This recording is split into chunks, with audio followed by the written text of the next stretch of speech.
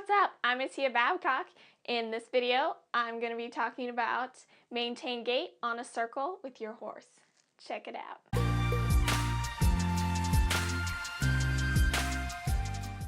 Now, I was super frustrated with circling game for a long time and just maintaining gait with my horse. But there are three things that really helped me. One is a good backup. If your backup stinks, the rest of your circle is going to stink. That's where you fix up your responsiveness. If your horse is giving you that sluggish backup, fix it up now, because that's what kind of a circling game you're probably going to get, a sluggish one. The next tip is assertiveness and leadership. Don't be afraid to touch your horse with your stick and strain. My third tip is to build on what you have. So if your horse does 2 circles at a trot really well, maybe try for 3 or 4 circles the next time. And, allow your horse to make the mistake, then correct them if you need to.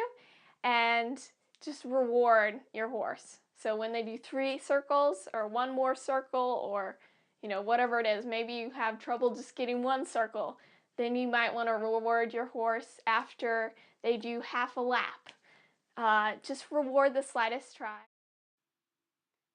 So the first thing I want to mention is that I don't start with circling game 90% of the time. So like here, before I started this video, I did some sideways. And now I'm moving on to circling and maintain gait. And that's something I do unless the horse is super impulsive and can't think unless I do circles first. That's just what I go with.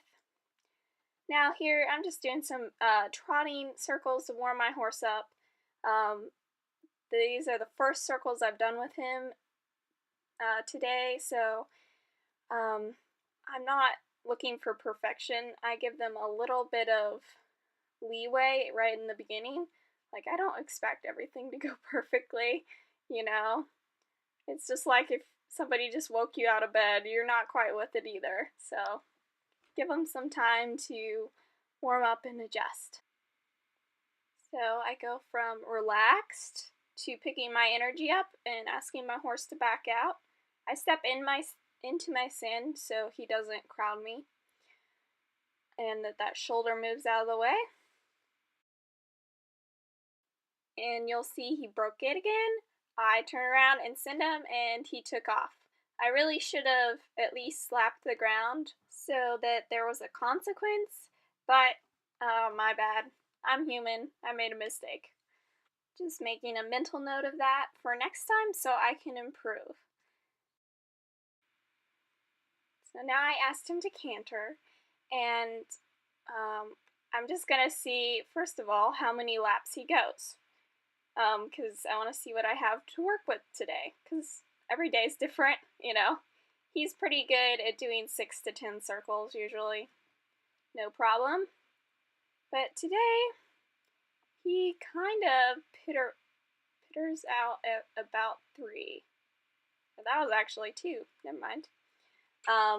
So, I didn't ask him to come in, so I just rubbed him and sent him back out. And so now I know that he is willing to go 2 canter circles. So now I'm going to ask him to do 3 and work on his maintain gait. Now if something goes, if he breaks gait, what I'm going to do is reel in the rope and touch him on the hindquarters. Even if he speeds up. Now I just sent him out again because he was asking to come in, and I was just like, nope, not right now. Now, if your horse has trouble coming to you, you definitely want to bring him in. Anytime they ask that question, can I come in? You want to bring him in. You don't want to discourage that. But with him, he's good enough. I can say, hey, buddy, not right now. I'll let you in a little bit later. And that was 2 circles again. I'm going to send him out again. And you'll notice he keeps breaking at the same spot. A lot of horses do that. And you want to make sure that there's a consequence after they break gait. So I will maybe swat the ground once, and then after that I'm going to reel him in and touch him on the hindquarters like I did just there. Now he kind of lost his gait there, so I just resent him and gave him his time to collect himself. He's a rocky mountain, so he's gaited, so sometimes he gets into a little wacky gait, and I just have to wait for him to relax and pick up his canter again. So that was, I think that was 1 circle. That was 2.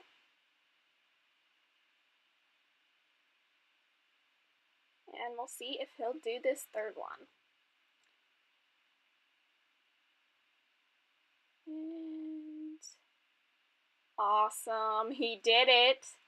So you asked for 15 more circles, right? No. You bring your horse in and reward him, love on him, because that was so awesome. This is what building on what you have is. You know, you see how far they maintain, you know. If it's just half a lap, then ask for a whole lap, and then bring them in when they can maintain a whole lap. You know, if you keep asking and asking for more and not being, one, assertive and not rewarding when they actually do what you ask them to, they won't want to put any effort into it. So as you see, I'm giving him a ton of chill time. So rewarding your horse can be just letting him rest, turning your belly button away from him so the pressure is off of your horse, or it can mean giving them a treat, loving on them, giving them some scratches in their favorite itchy spot, whatever your horse thinks is a reward. And that depends on your horse's personality, to be honest. And now I'm gonna go the other direction. It's important to circle your horse both ways, because you want to make sure your horse is good on each lead.